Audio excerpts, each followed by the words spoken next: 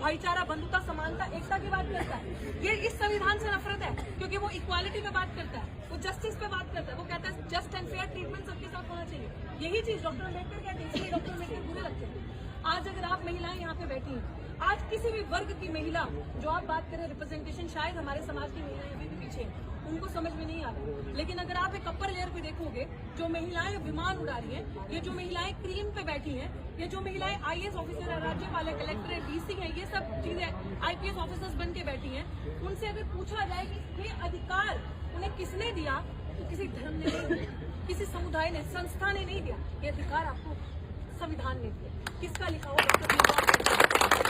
लोग ये कहते हैं जनाब, शायद बहुत लोगों को उनके सवालों का जवाब मिले कि संविधान बचाने की क्या जरूरत है आज के टाइम पे। कुछ लोग ऐसे कहते हैं कि मिशन सेफ कॉन्स्टिट्यूशन की क्या जरूरत है। वो ये चीज समझे, वो उन्होंने, कुछ लोग ये भी कहते हैं कि पहले क्या, जब संविधान नहीं था सब ठीक नहीं था।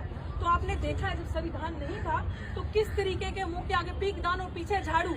आज बस जो लेयर है ना वो चेंज हो चुकी है।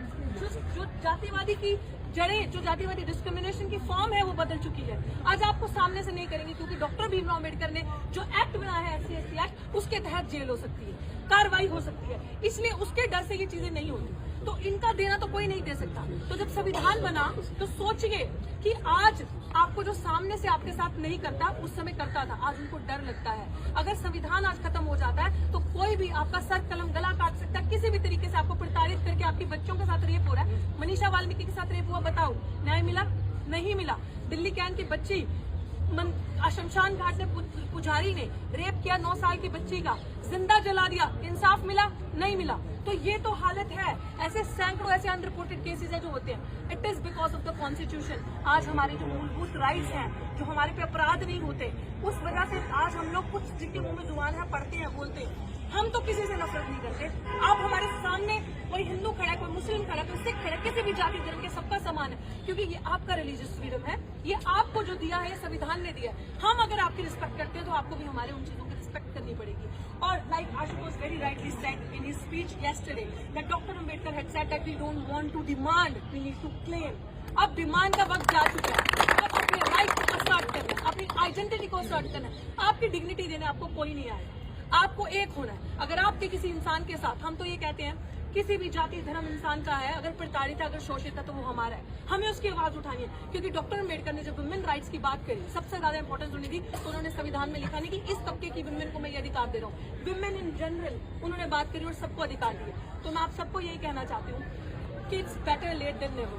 आज शुरुआत चाहे लेट हो, आप एक हो जाओ। हम सबके साथ हैं। आपको ये समझना पड़ेगा आपका अपना हतेशी असली कौन है।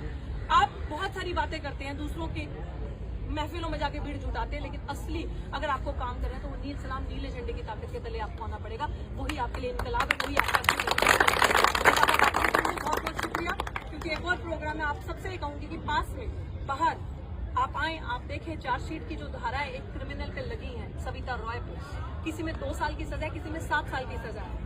और एज पर रूल अगर आपके ऊपर FIR होता है तो आपको सस्पेंड किया जाता है, लेकिन क्रिमिनल अभी भी अपनी पोस्ट पे है। और मैं बाहर हूँ, मेरा साथ भी आपने इस लड़ाई में, क्योंकि आज मैं हूँ, कल आप कोई भी महिला हो सकती है, किसी भी वर्ग की, किसी भी जाति की हो सकती है। तो अपने इंस्टीट्यूशन को, ये इंस्टीट्यूशन की यूनिवर्सिटी हमारी स्टूडेंट से यूनिवर्सिटी बनती है, हम पढ़ने वाले लोगों से यूनिवर्सिटी बनती है, हम मूल निवासी। इस यूनिवर्सिटी को बचाना है तो आप एक साथ आए और प्लीज मेरी भी बात मजबूत करें, ताकि मैं आप लोगों के लिए भी आगे बढ़ सौरभ का शुक्रिया साथियों।